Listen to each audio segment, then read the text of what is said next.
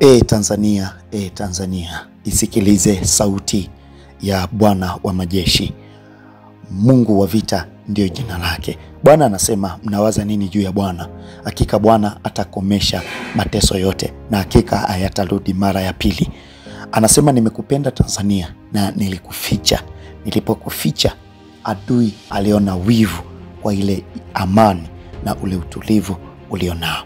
Adui alipotamani watu wako nao wakawa wamejikita katika ulevi, wakawa wamejikita katika uzinzi, wakasahau ya kwamba yuko Mungu ambaye anayachukia mambo hayo.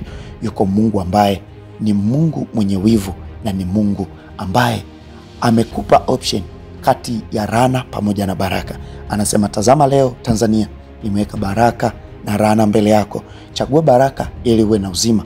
Ukichagua laana utakuwa umechagua mauti. Watu wakawa wamependa dhambi kuliko kuipenda haki. Watu wakawa wamependa matendo ya mwili kuliko kupenda matendo ya roho. Tazama, naenda kutenda jambo moja ambalo watatoa machozi watu wengi, lakini hakika mimi Bwana nitapita juu yao. Akawa ananikumbusha, akawa amenirudisha nyuma katika maono haya, akawa amenipeleka jinsi gani alivyokuwa akiwaokoa wana wa Israeli. Lakini katika kuwaokoa wana wa Israeli alimtumia mtu mmoja ambaye anaitwa Moses, au unaweza ukamuita Musa. Akamwambia, nenda kawatoe wana wa Israeli katika nchi ile ya utumwa uwapeleke katika nchi ile ya Kanaani. Nchi ya Kanaani ni nchi ambayo haina mateso. Nchi ya Kanaani ni nchi ambayo kila mmoja ataifurahia. Wako watu wengi sana ambao wametumwa katika nchi ya Tanzania ili waweze kutupeleka katika nchi ya Kanaani. Lakini katika kupelekwa huku Kanaani, tukumbuke kabisa kwamba wako wale watu wasioamini kuhusu ile Tanzania mpya inayokuja. Je, unakumbuka kwamba wako Waisraeli ambao hawakuamini wakaangamia kule jangwani na hata wasifike katika nchi ile ya Kanaani? Ndivyo ambavyo itakuwa katika nchi ya Tanzania.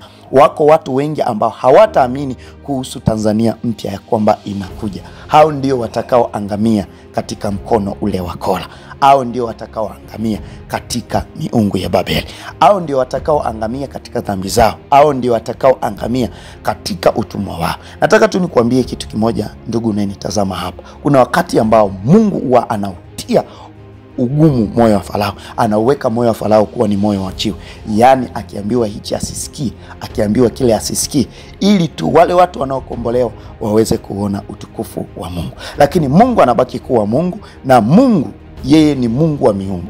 Wachawi watainuka, majini yatainuka, mapepo yatainuka, matambiko yatainuka, lakini Mungu wa Elia, Mungu wa Yakobo, Mungu wa Ibrahim, Isaka na Yakobo anabaki kuwa ni Mungu wa Bwana wetu Yesu Kristo, ambaye ana nguvu kuliko miungu yote. Sasa Tanzania, sikiliza kwa umakini ujumbe huu ambao ninaenda kukwambia, ambao Bwana alinionyesha katika maono. Nilipokuwa nikitazama anga la Tanzania, nikawa nawaona kunguru ambao wana mstari mweupe. Nikawa najiuliza kwamba nini maana ya kunguru hawa kutapakaa katika anga la Tanzania nzima. Nikawa naona anga la Tanzania kunguru wametapakaa, na wale kunguru nilipokuwa nikiwaangalia katika midomo yao, nilikuwa nikiona wanatoa milio ni kama wanacheka. Nilipojaribu kuuliza nini maana kicheko kile, akaniambia, tazama hawa wanafurahia juu ya yale ambayo yatatokea. Tukumbuke kabisa kwamba kunguru chakula chake ni mizoga. Kwa hiyo nikawa najiuliza sana, hivi kweli Tanzania mizoga inaenda kuanguka? Nikawa naona mgogoro mkubwa sana unatokea baina ya wananchi na mamlaka fulani ambayo sitaweza kuitaja jina. Nikawa naona mgogoro huo ukiwa unatokea kwa spidi kubwa sana.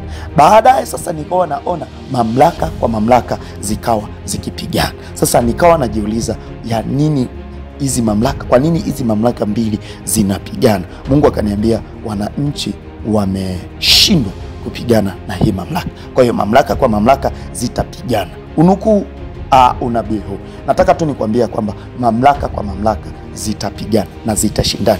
Unaweza ukakuta anatokea kama aliyotokea Mali, unaweza ukakuta anatokea kama aliyotokea kule Burkina Faso kwa kina Ibrahim Traore. Ibrahim Traore alikuwa ni kijana mdogo sana ambaye alikuwa ni captain wa jeshi la pale Burkina Faso, na aliweza kuichukua nchi mikononi mwa rais ambaye alishapita. Ndio kitu ambacho niliweza kukiona katika anga la Tanzania. Nikaona jiuliza, je, wananchi wataweza? Mungu akaniambia kwamba wananchi haya hawayawezi, lakini mimi Mungu nayaweza mambo yote. Sijajua Mungu atafanya nini kwa ajili ya kulitokea taifa la Tanzania, lakini tu nilisikia sauti ikiniambia kwamba Tanzania mpya inaenda kuzaliwa, Tanzania mpya ya ushindi, Tanzania mpya ambayo itakuwa haina manunguniko. Nikaona muuliza Mungu kwa nini anaenda kuizaa Tanzania mpya. Mungu akaniambia ya kwamba analitaka taifa hili kwa sababu rangi zake katika bendera hakuna rangi nyekundu, ziko rangi za ushindi, ziko rangi za umoja, ziko labda nikukumbushe tu mwanafamilia wa chaneli hii ambayo unanisikiliza ya kwamba rangi ya bendera ya Tanzania zipo katika maandiko ya kibiblia. Yani unapozungumzia rangi ya bahari, unapozungumzia rangi ya njano, unapozungumzia rangi nyeusi, unapozungumzia rangi ya kijani, unazungumzia rangi ambazo zipo katika maandiko matakatifu. Na hapo baadaye nitakwambia ni kwa nini hizi rangi zipo katika maandiko matakatifu. Rangi hizi ziko katika maandiko matakatifu kwa sababu Mungu alilificha taifa la Tanzania tangia zamani na akaliweka wakfu kwa ajili ya kuleta ule uamsho duniani. Uamsho duniani utatokea katika nchi ya Tanzania, na ndio maana anataka kwanza watu wawe na amani. Kama ambavyo Israeli walikuwa na amani kipindi kile, ndivyo ambavyo anataka kwanza Tanzania iwe na amani. Na labda kitu kimoja nikukumbushe ambacho si kigeni kwako. Nataka tu nikwambie kwamba fuvu la mtu wa kwanza liligundulikana Arusha, Olduvai George.